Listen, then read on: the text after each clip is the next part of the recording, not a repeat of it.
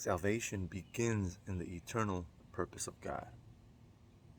He already knew what he was going to do before he created everything. Again, God is a spirit. He knows all. He's sovereign. Salvation, our salvation, begins in his eternal purpose. His determination to save sinners through the atonement accomplished by Jesus Christ. He's determined to save us. He doesn't want anyone to go unsaved. Through his atonement, he accomplished our salvation. What is atonement? He took our place. He took the punishment that we deserve. Again, that's grace. Something that he has forgiven us and done in our place, something we deserve. Sin equals wages. Wages equals something that we've earned, and he paid the price for us. That sin, we deserve death and punishment, but he took our place and he died. He took the punishment. That's how he accomplished our saving. We couldn't save ourselves through rituals and depriving of things, of trying to be a good person. We can't. Our own thoughts are evil. So he took all of that, something that we could never do, and he did it through his son on the cross, dying for all of sins, for those who believe. When he says he forgives sinners for all sinners, all their sins, not all as in humanity, because not all humanity will believe. All meaning all those who believe will come to salvation.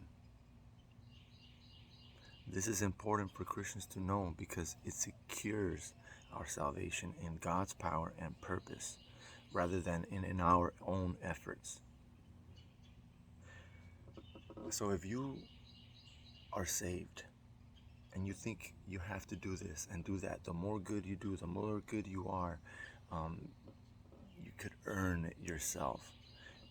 Of course, we fall short.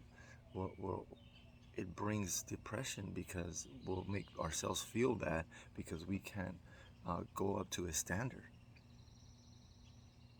But he says it secures our salvation in God's power and purpose. We trust his purpose.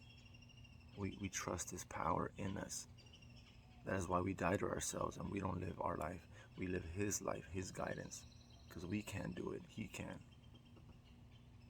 Again, rather than in our own efforts. This great truth also reminds Christians that God's plan to save sinners began before the creation of the world, just like we spoke about earlier. Jesus Christ is the Lamb of God, slain from the foundation of the world. What did people do in the Old Testament, in the thousands of years before, to be forgiven? Back then, you had to sacrifice animals, clean animals, pure animals. The life is in the blood, right? So they would sacrifice these animals, and with that blood, pour it, do what is necessary in his instructions to have that sacrifice to atone for their sins. And that's just something, an example for what he was going to do himself. He is the Lamb of God, so people would get lambs back in the day in representation of what was to come. God is sovereign. He knows what he's doing. That's an example of who he is, of what he's going to do. He is the perfect lamb. Slain. He was killed. His blood was shed. And he knew he was going to do that for us from the foundation of the world. That's a beautiful statement that secures our mind, our hope in him.